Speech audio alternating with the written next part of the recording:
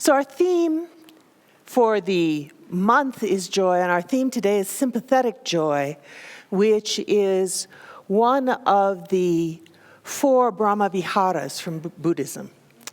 Now, there are at least two different stories about why the Buddha created the Brahma-viharas. One of them says that Buddha talked to a group of Brahmins and said, if you do this, then you're going to be reborn as a lower level God on your way to enlightenment. The more interesting story focuses on loving kindness. So this is from the post-canonical Sutta Nipata commentary, which is the background for the Metta Sutra. So the Buddha was staying at Savatthi with a band of monks, and they had received the subjects for their meditation, and they went to the forest to spend the rainy season. Now, there were deities inhabiting the trees in this forest, and because it was the rainy season, they had to come down out of the treetops and dwell on the ground, okay? Presumably because of the wind and the lightning and the storms. And they were a little worried by the arrival of all these monks in their forest, and they hoped that they would leave soon. And when they discovered that that wasn't the plan, that the monks were going to stay in their forest for the duration of the rainy season, they decided that they needed to encourage them to move along. And so they started tormenting the monks in little ways. And we don't have a description of this, but of course, in the dark, strange noises,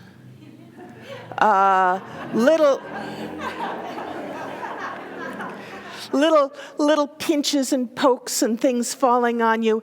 And pretty soon, the monks found that they were not able to sleep, nor were they able to meditate, and even living was kind of difficult. And so they went back to the Buddha and they told him what was going on. And then the Buddha instructed them in the Metta Sutra and advised them to return to the forest and practice loving kindness. So engage in this new form of meditation. And an amazing thing happened. Those tree deities calmed down. Their restlessness abated. The monks' restlessness abated.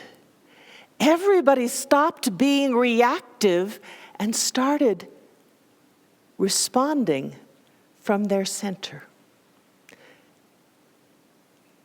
The meditation manuals from a few hundred years after the Buddha's death, which are the meditation manuals still in use today, use this story to introduce the idea that the 4 Brahma-viharas, which John's going to talk about, overcome negative emotions. It makes it a very useful story and a very useful series of practices for this time in which we live. Before I start, I should mention a recommended book for everybody, which is not so much on Buddhism as a book entitled Buddhist Voices in Unitarian Universalism, which describes how Unitarians have basically incorporated Buddhism for 180 years, and how Universalism incorporated it even more. So as a long-practicing Buddhist, becoming a Unitarian didn't seem to be particularly unusual or difficult, or it just worked out. So the Brahma-viharas in English are probably best translated as the immeasurables. They are metta, loving kindness, karuna, compassion, mudita, sympathetic joy, and upekkha, equanimity. And since I suspect that there is only one Pali speaker in the room, I will use only English from now on. These are very important in the teaching of meditation. Not because they are the goal of meditation, but because they help do it properly. To take the 30 million words in the Buddhist sutras and commentaries and summarize them in 3 sentences, life is unsatisfactory because things are not the way we wish they were. And there is an 8-step process to fix that. These 4 immeasurables are basically part of the 6th step. The 7th step is mindfulness, which you've all heard of, and the 8th is concentration. Now, in the Buddhist day, since inheriting traditional Indian thought, everybody believed in rebirth, the assumption was that achieving enlightenment, getting rid of your dissatisfaction, would take several lifetimes. Modern Americans figure we ought to be able to do it in about an hour. As evidence for which, Friday, a local medical group asked me to please spend an hour teaching them all how to master mindfulness.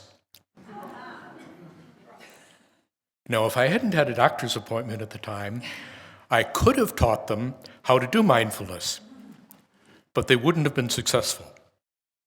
Because as those of you know who try to meditate, what the Chinese call your monkey mind continuously interrupts you. And a lot of this interruption is through negative mental states. And so the 4 immeasurables were developed to do 2 things. Number 1, loving kindness, compassion, sympathetic joy, and equanimity are good in and of themselves. But more importantly, they help you get rid of negative emotions, more or less automatically. The negative emotions that we're talking about are, number 1, different varieties of aversion. This would mean hate, resentment, anger, fear, basically what happens when you watch television. Secondly, greed and envy, which is essentially the basis of our lifestyle. And lastly, negativity and boredom. So the solution is to cultivate the first 3 immeasurables: loving kindness, compassion, and sympathetic joy, in order to build joy. Equanimity passes beyond joy, and we'll talk extensively about equanimity next month, because this month we're doing joy. So let us talk about the general procedure for all of these, and then we'll talk about loving kindness and compassion over the next few minutes. And then later on in the service, for the second homily, we'll focus on sympathetic joy, which is by far the hardest of the first 3. So the general procedure for all 4. You concentrate on developing this quality with respect to different people. And you start with yourself. Because, for example, feeling loving kindness toward yourself, for many of us, doesn't come naturally. After yourself, you start with people that are close to you that you like. And then more distant friends, people who are to whom you are indifferent, maybe clerks in a store, people that you dislike, and then people that you really dislike. I started doing this seriously very soon after I got appointed as a university dean in charge of making major budget cuts, which meant that I was the least popular person among anybody in the school, but decided I needed to stay positive. So I practiced this towards all of the people who were calling for me to be burned at the stake. And it worked. So basically, with loving kindness, you start with, may so-and-so be happy. And you meditate on this. And you visualize the person in question as being happy. May so-and-so be free of cares, and so forth. And so you practice this with yourself, with someone you like well, with a regular friend, and you keep going until you find somebody that you intensely dislike. Maybe even more than I dislike some of the professional complainers on the faculty. Maybe even some politicians. You do basically the same thing with compassion, except that instead of wishing that the person may be happy, free of cares, and so forth, if the person is unhappy, you attempt to essentially put yourself in their shoes and share their unhappiness. You probably won't have too much difficulty finding people who are unhappy for whom you can be compassionate. And again, you practice this. You start with yourself, and then you go to close friends and extend it until you run into somebody that you like less well. And I'll give a real-world example here. There are a number of people in my immediate family who suffer from what used to be called Asperger's syndrome. Now we would refer to this as very intelligent people who are on the autism spectrum.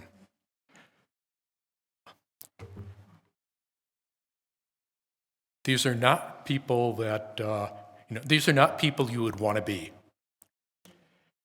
And so I've never had particular difficulty being compassionate for my relatives who suffer from this. Elon Musk is a little more difficult, but a reasonable target, because again, the goal is to make me happy and to avoid aversion for loving kindness and compassion. And for sympathetic joy, we're going to combat greed and envy. And that's done basically the same thing, and more details coming up relatively soon. Boundless goodwill. Let us cultivate boundless goodwill. Let none deceive another or despise any being in any state. Let none in anger or ill will wish another harm. Even as a mother watches over her child, so with boundless mind should one cherish all living beings.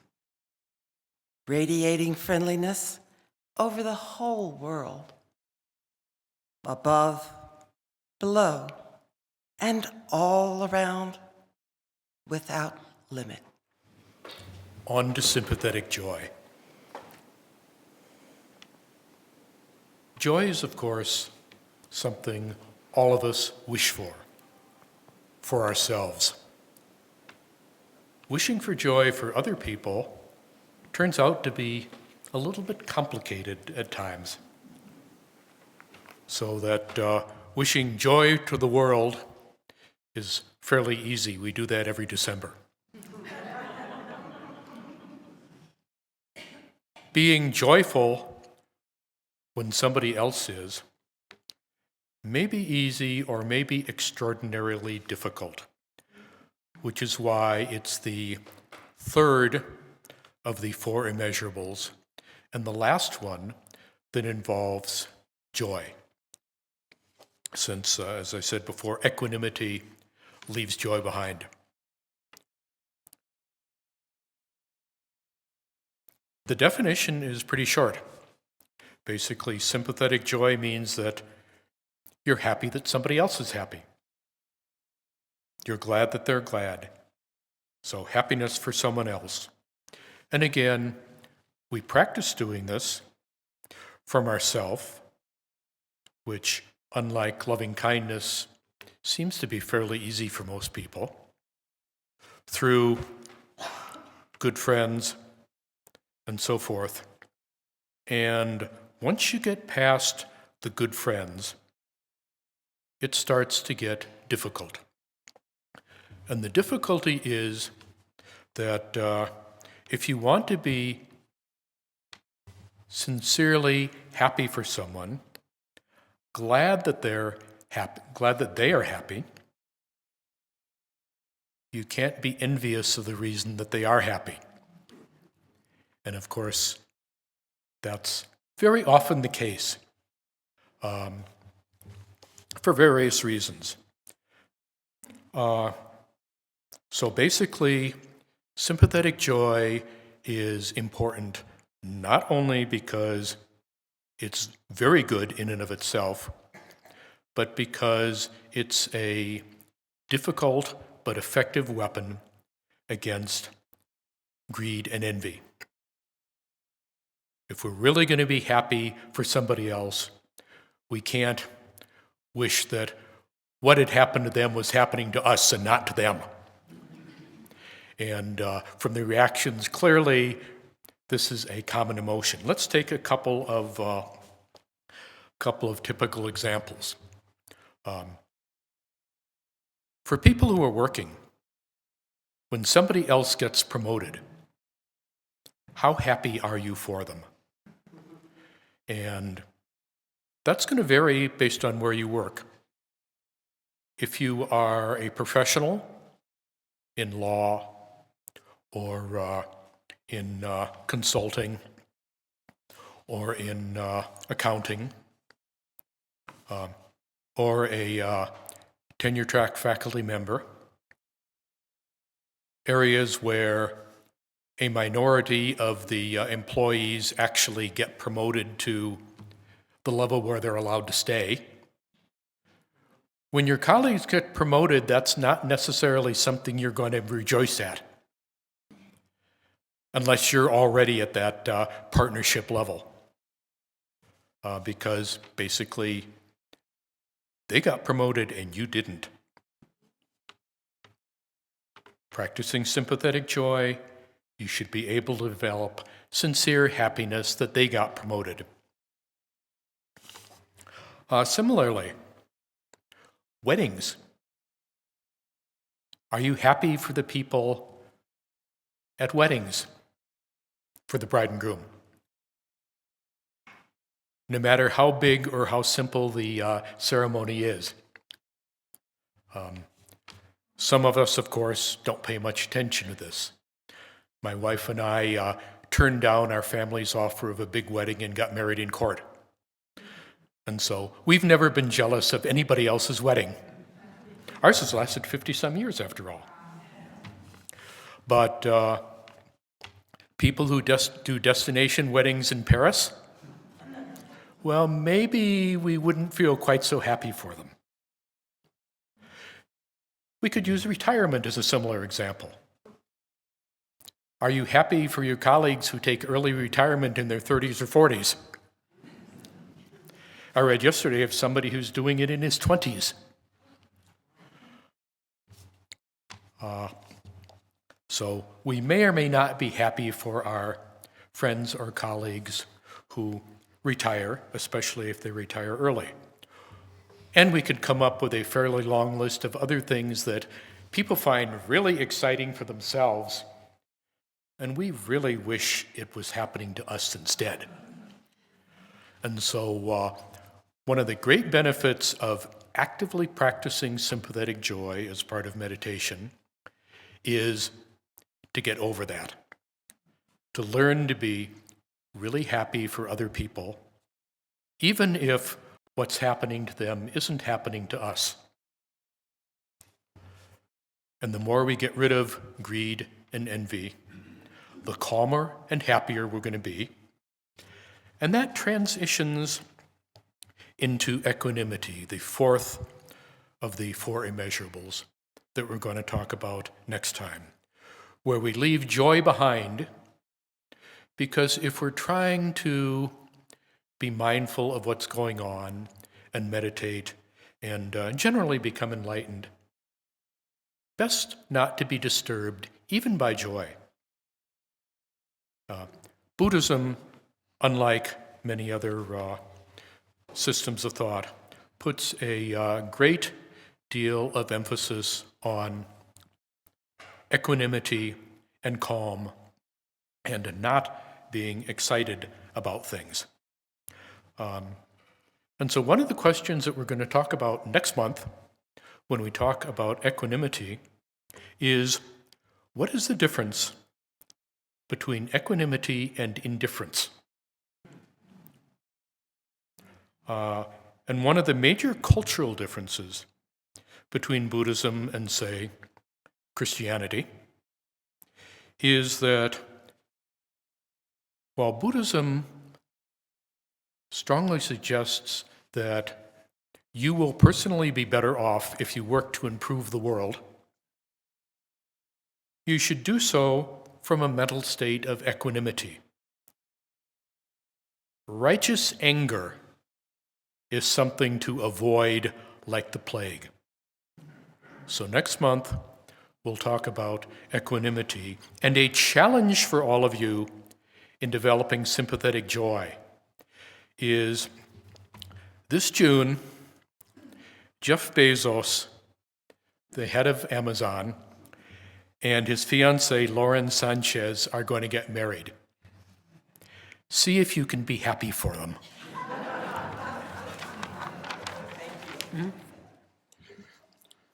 Good morning. A quick question for everybody. Raise your hand if you are satisfied with everything about yourself and the world.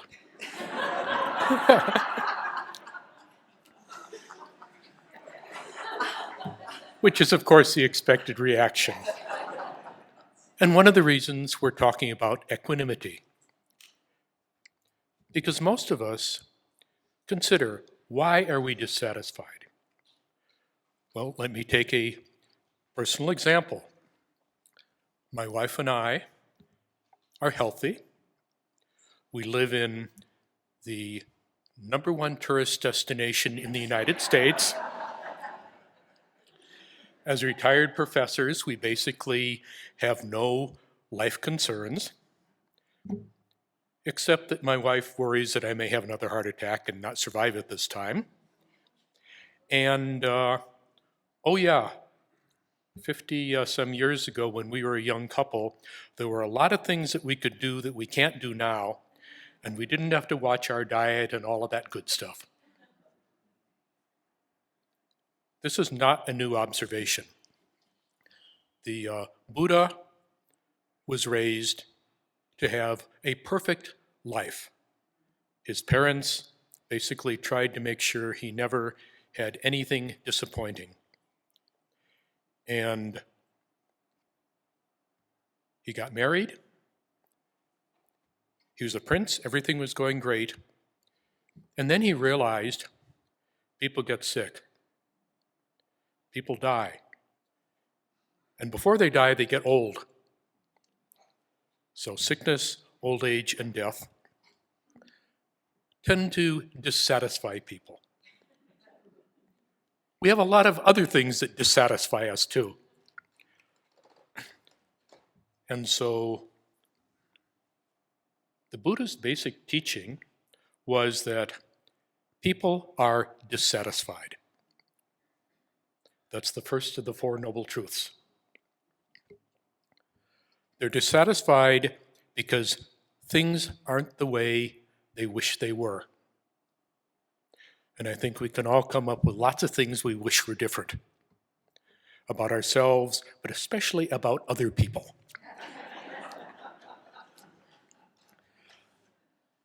Third Noble Truth, there's a way out of this dissatisfaction. And the fourth is that that way out involves a number of stages of understanding and meditation and practice to get rid of negative emotions, which are something that all of us probably have. Now, a few minutes ago, Brian asked us to sit and watch our breath.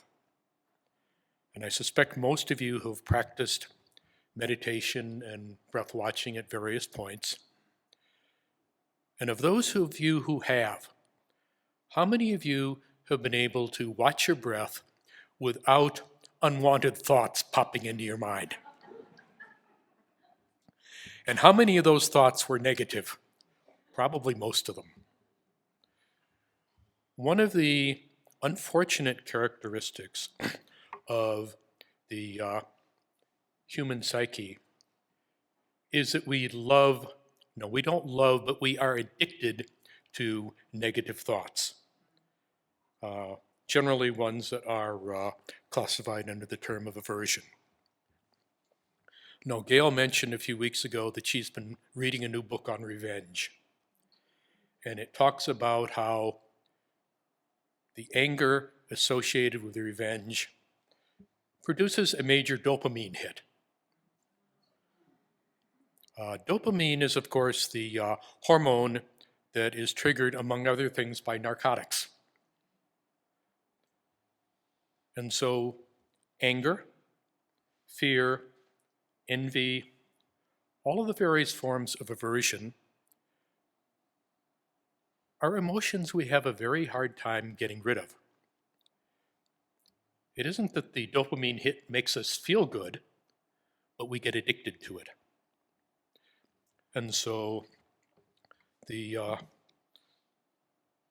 as we are trying to achieve equanimity, the number one thing we want to do is practice to relieve negative emotions, to essentially train ourselves away from them.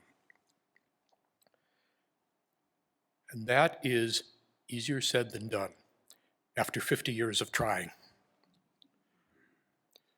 The Buddha basically taught various exercises to do this.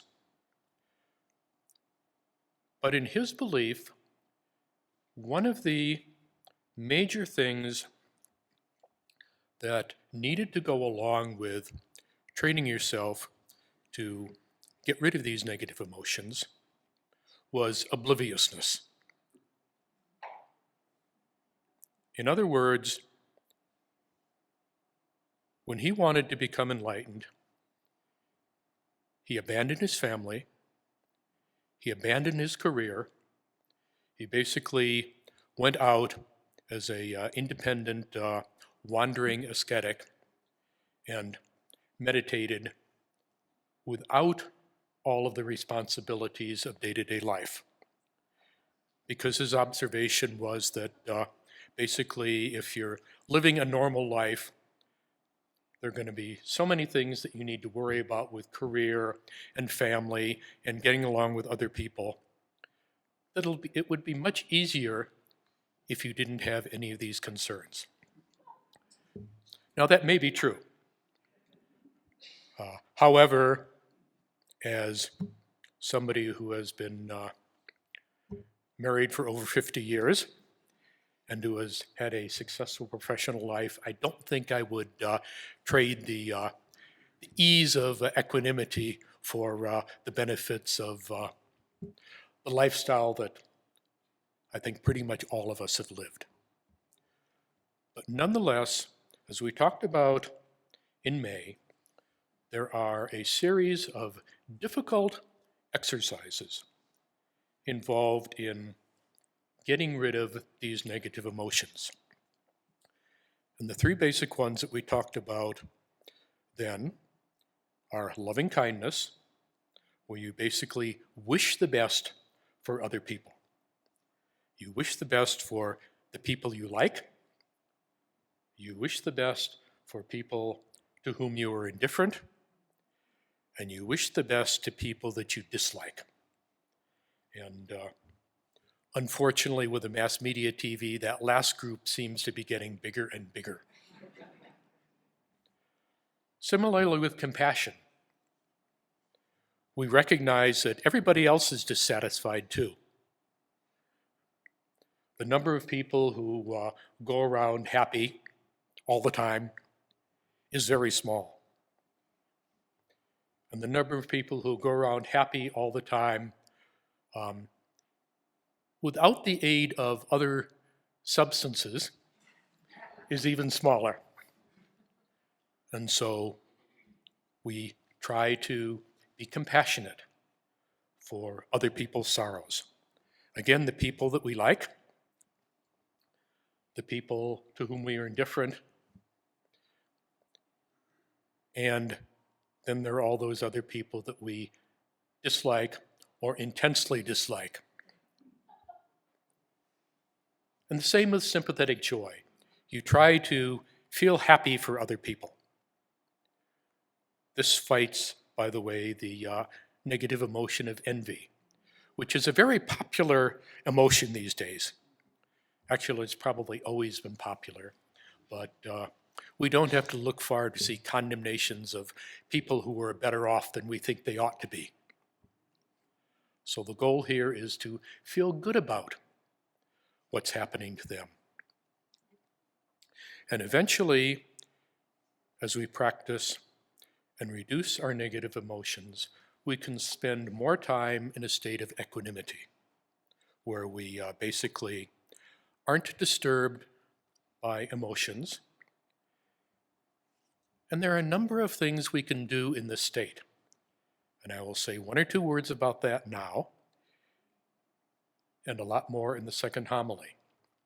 But basically, one advantage of a state of equanimity is that if you are being mindful, if you are meditating, it works a lot better if you're not interrupted by all of those negative thoughts. Number two, as you go around daily life, you're a much happier person, and other people notice it. And number three, and this is a controversial one that we'll come back to, if you want to bring about social change, you'll be a lot more effective if people think that you are an admirable person and think that you basically are living the way they would like to. And so we'll come back to, we'll have a reading on Gil Fronsdale's view of equanimity, which will give all the technical details, except we left out the discussion of Pali and other foreign language terms. And then for the second homily, we'll talk about why equanimity is great for self-development and great for working to improve society. So, coming soon. Thank you. As John said, Brian and I are going to be sharing a reading with you adapted from a talk on equanimity by Gil Fronsdale. Equanimity is one of the most sublime emotions of Buddhist practice. It is the ground for wisdom and freedom and the protector of compassion and love. While some may think of equanimity as dry neutrality or cool aloofness, mature equanimity produces a radiance and warmth of being. The Buddha described a mind filled with equanimity as abundant, exalted, immeasurable, without hostility, and without ill will. Equanimity is a protection from the 8 worldly winds: praise and blame, success and failure, pleasure and pain, fame and disrepute. Becoming attached to or excessively elated with success, praise, fame, or pleasure can be a setup for suffering when the winds of life change direction. For example, success can be wonderful, but if it leads to arrogance, we have more to lose in future challenges. Becoming personally invested in praise can tend toward conceit. Identifying with failure may feel incompetent or inadequate. Reacting to pain, we may become discouraged. If we understand or feel that our sense of inner well-being is independent of the 8 winds, we are more likely to remain on an even keel in their midst. So there are 7 mental qualities to support the development of equanimity, and there will be a quiz afterwards. The first is virtue or integrity. When we live and act with integrity, we feel confident about our actions and our words, which results in the equanimity of blamelessness. The ancient Buddhist texts speak of being able to go into any assembly of people and feel blameless. The second support for equanimity is the sense of assurance that comes from faith. While any kind of faith can provide equanimity, faith grounded in wisdom is especially powerful. The Pali word for faith, saddha, is also translated as conviction or confidence. If we have confidence, for example, in our ability to engage in a spiritual practice, then we are more likely to meet its challenges with equanimity. The third support is a well-developed mind. Much as we might develop physical strength, balance, and stability of the body in a gym, so too can we develop strength, balance, and stability of mind. This is done through practices that cultivate calm, concentration, and mindfulness. When the mind is calm, we are less likely to be blown about by the worldly winds. The fourth support is a sense of well-being. We do not need to leave well-being to chance. In Buddhism, it is considered appropriate and helpful to cultivate and enhance our well-being. We often overlook the well-being that is easily available in daily life. Even taking time to enjoy one's cup of tea or the sunset can be a training in well-being. The fifth support for equanimity is understanding or wisdom. Wisdom is an important factor in learning to have an accepting awareness, to be present for whatever is happening without the mind or heart contracting or resisting.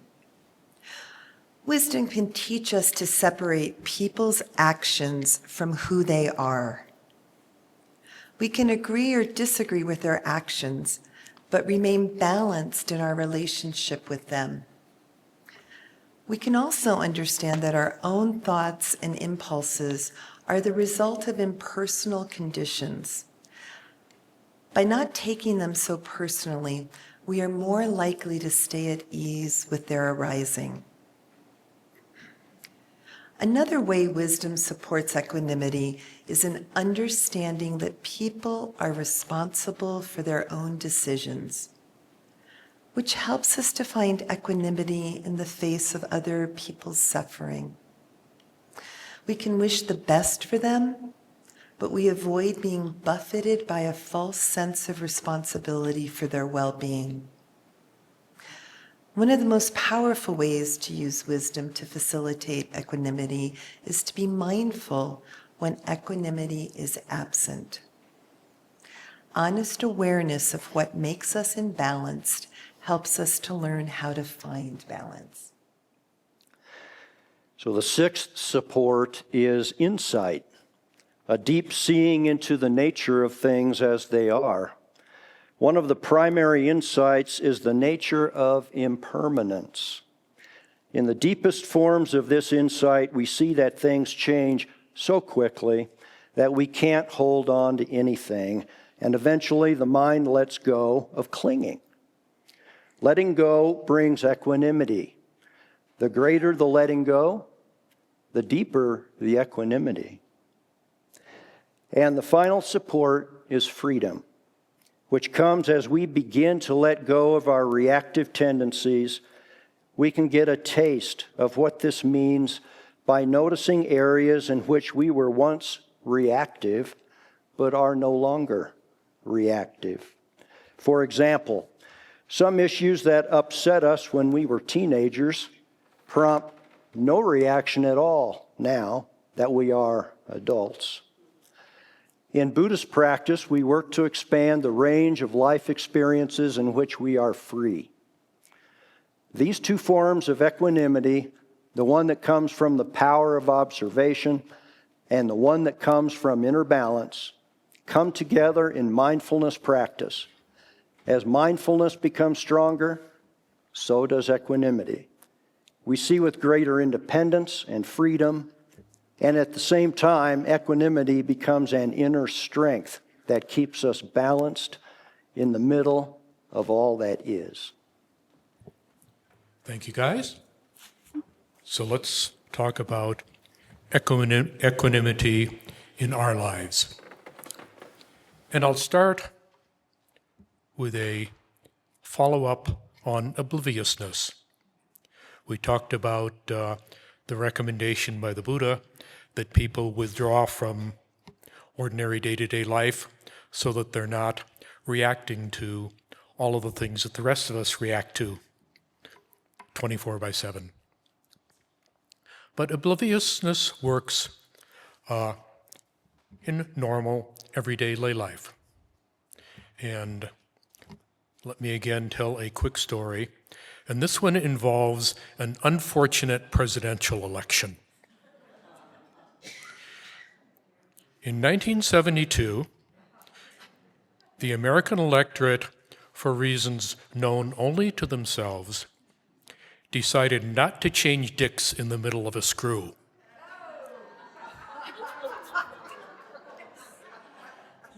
This was followed shortly by something known as Watergate. And the media basically, I gather, talked of little else for quite a while thereafter. I said the media did this, I gather, because at the time I was working on a PhD dissertation in Chinese Buddhism.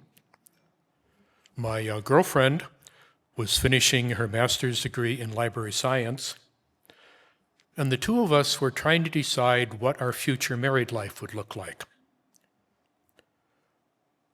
The one decision we made that is relevant to the talk today is that it did not involve a television. And we still don't have one. What that means is that I can't tell you very much about Watergate. I decided there wasn't anything we could do about it, and so we ignored it. And have been practicing that on a regular basis ever since, because there is a great deal that one doesn't have to pay attention to. You know, it really doesn't matter what the British royal family does, or what name your pop star that I've never heard of is doing that takes up probably half of the media space if you were to read everything. There's in fact a whole lot of stuff I can't do anything about. There's an Irish proverb to that effect about God grant me the wisdom to know the difference. So one way to help eliminate negative emotions and help develop equanimity is to ignore all the things you can't do anything about, even if objectively they're infuriating. So, for example, the Myanmar government does all sorts of terrible things. I don't spend very much time, if any, worrying about it, because there's frankly nothing I'm going to do to fix it. So, worrying about only what you have to is another technique for developing equanimity. And the more you work on it, the more stuff you can find that you don't really have to worry about because you're not going to fix it.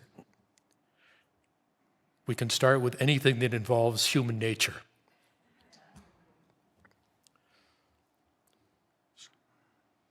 So equanimity has a positive impact on self-development and well-being.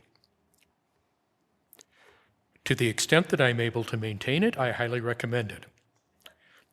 Unfortunately, while it is one of the characteristics of enlightenment, I am afraid I am several lifetimes away from that and isn't something that works 24/7. But the more you practice, the better you get. It also has a positive impact on social ills. And this is one of the answers to the most common objection to equanimity raised by people outside the Eastern tradition. And that is that it denies the positive impact of righteous indignation. Righteous anger being the way we ought to be, so that we're going to solve all the world's ills. Except surprise, we've been righteously indignant and trying to solve all the world's ills for all of recorded history, and not a whole lot has changed.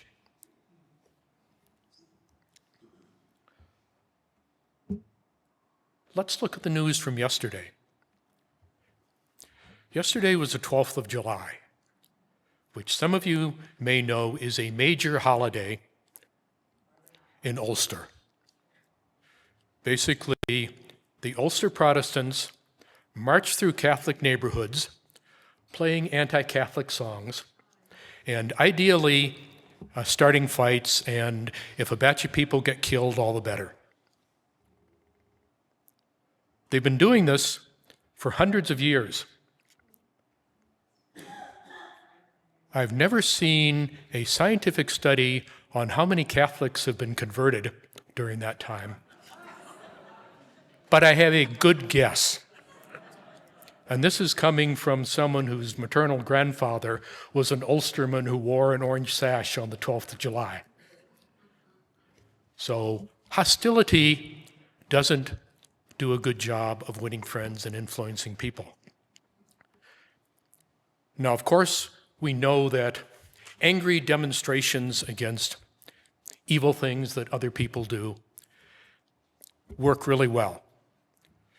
So, for example, in 1967-68, there were probably the most widespread and active demonstrations against Johnson's government that we have ever had in the United States.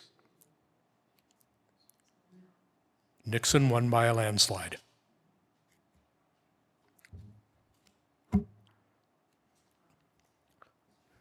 Similarly, my wife and I moved here from Portland.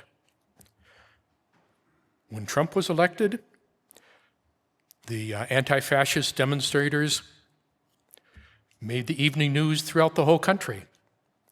They trashed our neighborhood, in which about 20% of the people voted for Trump. they smashed cars, and for the next several years, they regularly destroyed local businesses and looted them. They trashed condos, including ours. And at the next election, where the anti-fascist candidates were expected to win by a landslide. There was a landslide, but they lost.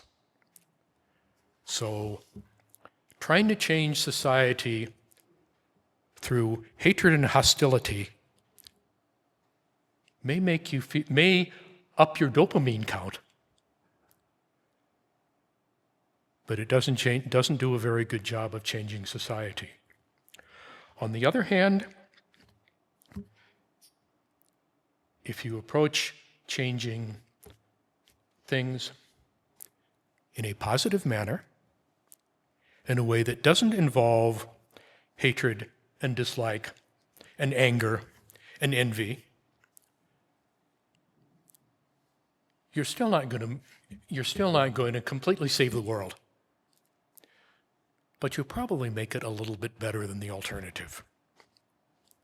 So, for those who are intrigued by the idea of equanimity, either because it'll be a much happier lifestyle for you, or because it will make you more effective in changing the many things that need to be changed in society,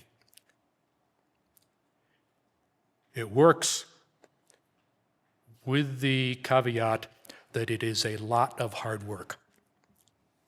And I highly recommend it. Thank you.